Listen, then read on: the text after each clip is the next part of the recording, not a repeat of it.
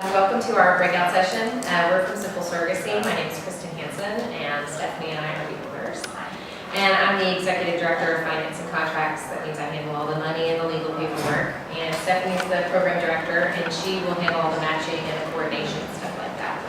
So I guess the session is basically just to tell you a little bit about our agency and our point of view and how we work differently from other agencies. And so I guess I'll start by telling you that Stephanie is a previous surrogate and I'm a previous egg donor. And so from that point of view, we kind of take a different approach than all the other agencies that are here. Most of the other agencies you'll find are run by attorneys. And we find our advantages being run by surrogates and egg donors because we can relate to those people who you guys are most trying to seek out. We're really good at recruiting really good surrogates because we know what they're looking for. We have been a good surrogate ourselves, and we know how to find good donors because we know where to find them. And having been them ourselves, we have that advantage. Another major advantage that you'll find when you look through our program documents is cost and money. And that's where a lot of people have the biggest concern. Obviously, this is kind of an expensive process. And we have one of the lowest fees of any agency around. There's a couple reasons that we're able to charge a little bit less. One is we're located in Dallas, Texas. Things are a little bit cheaper there. If you've ever visited, you'll know that. I grew up on the East Coast, and so having moved to Dallas, it's a lot cheaper. We don't pay state taxes. We can pass a lot of that savings on to you guys. That's the first thing. The second thing is we work really closely with clinics that we work with, that we refer to. We work with any clinic that you come to us with. If you have a clinic already in mind, that's cool. We'll work with them too. But we work with a lot of clinics that give us preferred rates because we send a lot of our clients there. So we can help with those discount rates. If you're matched in Texas, we do a legal included program. We've brought one of our associate attorneys with us. If you guys have legal questions, this is Douglas Devlin. We send a lot of our contracts and stuff to him. He works with agencies all over the country, but we work with him a lot in Texas. And he can answer some legal questions if we get to that point later on. And our agency fee is really low. One of our main things when we decide to start an agency is that we don't think that we need to make as much money as your surrogate makes. She's the main part of the process. She's the thing that we focus on the most, getting you guys a good match, really going through your profile, going through her profile, making sure you guys are a good fit. The board panel that was up there that was just talking said that she talked with a lot of parents and they just didn't match, they just didn't have a good match. We find that that's the case. And you may need to look at a couple of surrogate profiles before you find your perfect match. But that's what we help you with. We'll go through your profile, we'll look for what you're looking for, we'll go through her extensive profile. And so because she puts so much into the process, we really try not to charge as much as she charges. And we found we don't have to. We found that we can get our jobs done and charge a lot less than other people. So all of our costs and everything are on the website. Everything's 100% transparent. There's not extra fees. I wish our parents could have been here. We've got some really great intended parents through our program here in New York that have just been through here. Some of you may have met Andy and Evan, who just had a baby through our program. And they're actually how we got involved with this conference. But they had twins through our program and they live here in New York. They're really great guys. So that's one of the main things. Do you want to talk a little about, I guess we can talk about references and stuff like that. Yes. Each intended parent who comes through our program contacts me first. I do all initial consultations. We go over costs, the matching process, the timeline from start to finish. It is really important that when you're looking at an agency, you not only look at their website, but you Google them. You're making sure that anybody who's ever had an experience with them, whether it be good or bad, they've written something on the internet. Whether it be a message board or a clinic's website. There's a lot of different resources for surrogacy out there. Right now we've got 100% recommendation rate from our former clients. We offer all potential clients at least 10 former client references and current client references. So you can talk to somebody who's been through the process, kind of get to know how long it took them to match. Did they have any hiccups, during the journey? You're bound to have at least a couple of bumps, during the process. What you hire an agency for is to make sure that you get through those hurdles as quickly as possible and that no damage has been done. Going independent, as you heard, with the witness or the expert panel, it's dangerous.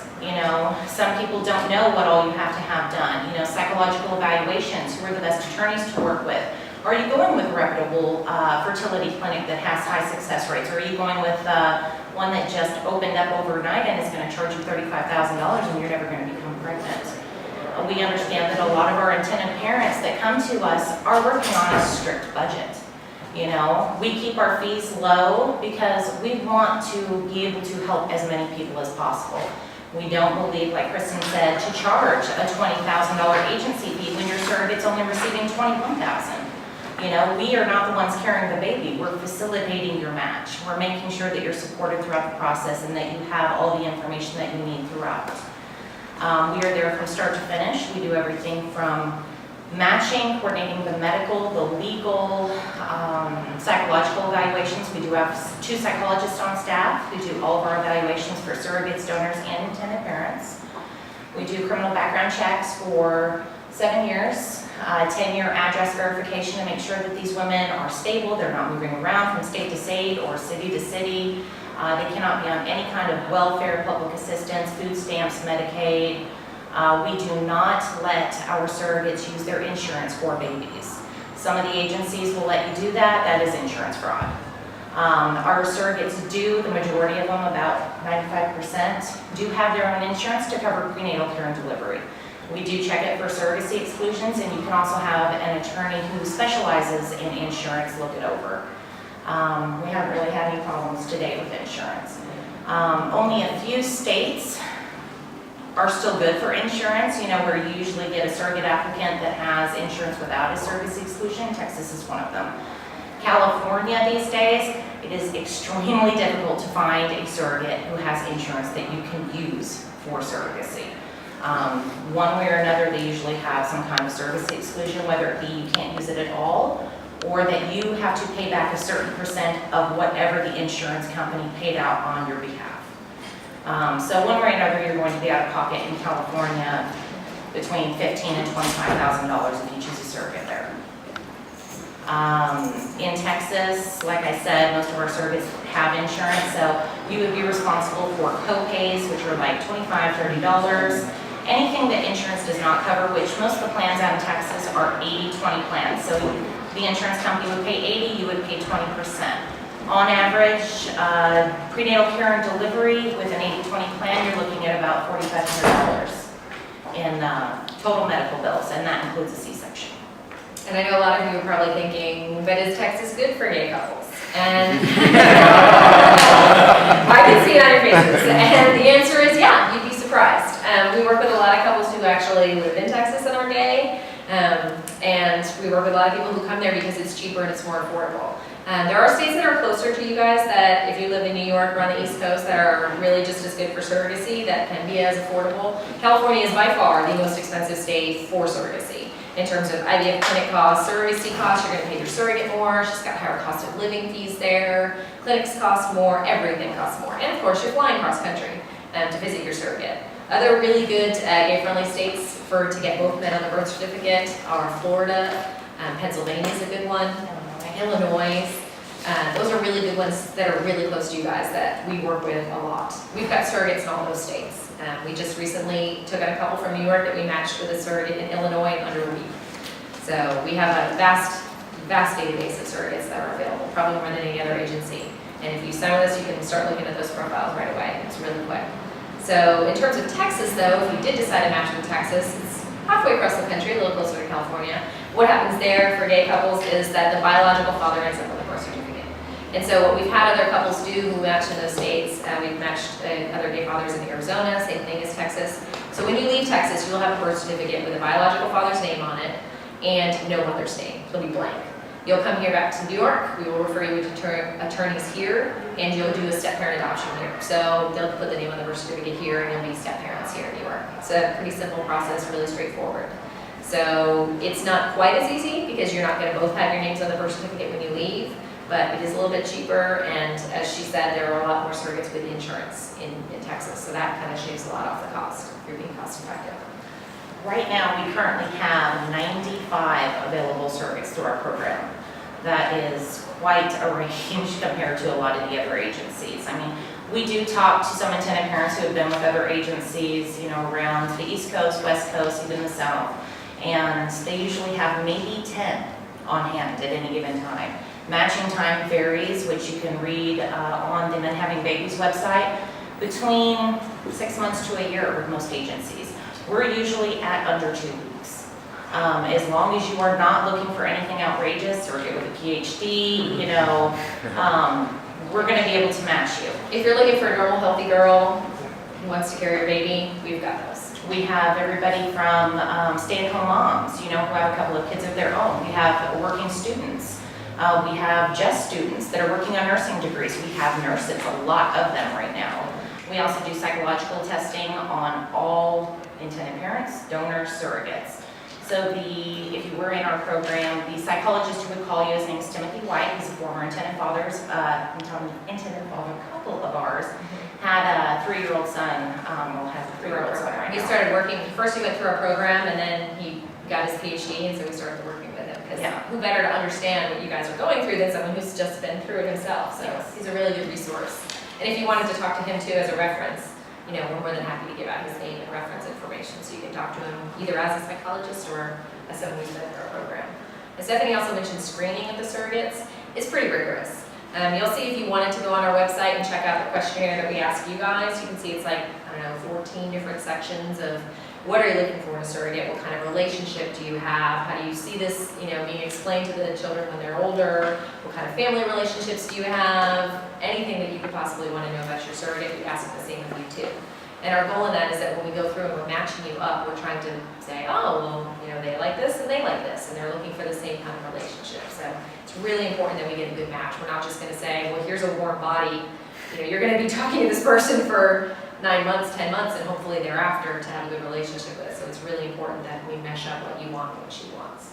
When I do the matching between our intended parents and surrogates, I not only just send you a profile, I am trying to look for somebody you are going to be able to get along with. I want to know that you have common interests. I want to know you're going to be able to talk about something other than just pregnancy.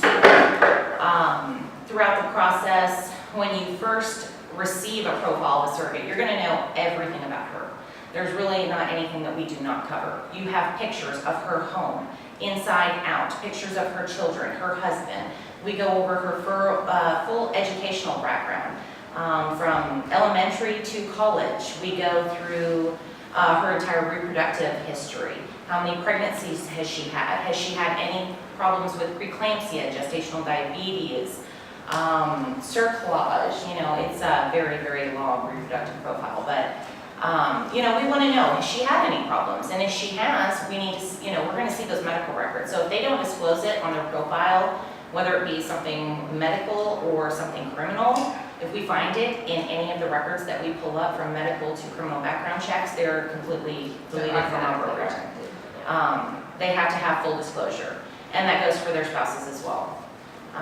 But when I do match intended parents, what you will receive is a profile, full information. The only thing that is not disclosed in the profile is their last name, their address. You'll basically get their city, their first name, and that's it. Once you review the profile and say, yes, I think I'm interested in talking to this girl, she's also going to be looking at your profile. And if the two of you say, yes, we're interested, then I set up a conference call. You'll get on the phone with her, introduce yourselves, you'll, talk. Sometimes the conference calls last about 10 minutes. Sometimes they go on for 2 hours. Where I'm sitting on mute just laughing. I want to know if we have a conference call that goes a long time, I know we've got a great match because you've got a lot to talk about. Sometimes she'll say, she'll pop her head in the office and say, I'm on a call and it's really good, it's like 2 hours. And I'll be like, okay, that's great, well, they're matched, they're taken care of. Right. So.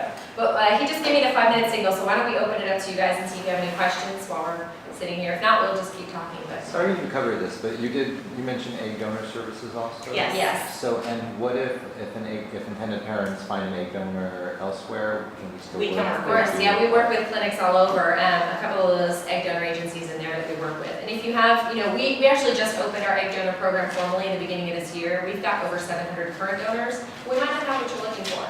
That's kind of the most important part of the process to a lot of people. They want someone who looks like them, or who swims like they do, or who likes the Mets, whatever. Whatever that thing that may be that you're looking for, if we don't have it, we can refer you to an egg donor agency that does, and we work with them all over the country. What's your rematch, like if it doesn't work with the surrogate? How does that work? Well, if it doesn't work with a surrogate, there's a couple different if it doesn't work with a surrogates. So if you go through the process and you don't ever become pregnant, we have a rematch fee that we charge if you do 3 transfers. Now, if there's anything medical, so if you went through a cycle and your doctor says, you know what, she's just really not a good candidate, we're gonna match you for free. That's all in our retainer agreement. We are part of our retainer agreement with you guys, which we can send you for the look over, it's pretty advanced, but it says, we will get you a surrogate who is capable of becoming pregnant, according to your doctor, your clinic, your choice. If for some reason she's not, if for some reason she backs out, you get rematched for free. Our goal here is not to profit from you guys, to match you with a girl who's gonna fail. That's not our goal at all. So if something happens and she doesn't pass for any reason, if she backs out for any reason, we're gonna match you again for free. I think we're one of the few agencies that really stick by that. And you can see that when you talk to our references too. We have had people, one girl we had as a surrogate, her mom got cancer after their first transfer. And she had to move to take care of her. So unfortunately for that couple, she didn't want to continue doing transfers. We matched them again for free with another surrogate. So, as she said, there are bumps in the road, but our goal is to smooth those bumps as much as possible. So.